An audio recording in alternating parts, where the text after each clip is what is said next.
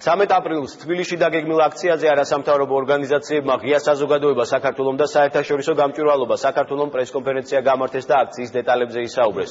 ასევე ხაზი გაესვა იმას, თუ რატომ უნდა მოაწეროს საქართველოს მთელი ასოცირების ხელშეკრულებას. აქცია კონცერტის სახელწოდებით ჩვენ ვირჩევთ ევროპას 13 მარტს ევროპის მოედანზე გაიმართება. აქციას მუსიკოსები და ხელოვანებიც უერთდებიან.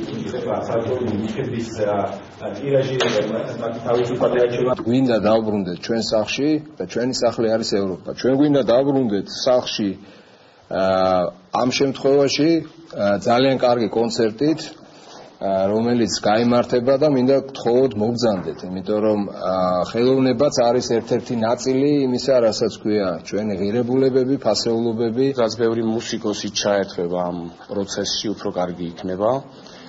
ძალიან მინდა რომ ყველანი მოგზანდეთ ევროპის მოედანზე 6 საათზე მოგვისმინოთ, გაერთოთ და გინდოდეთ ევროპა.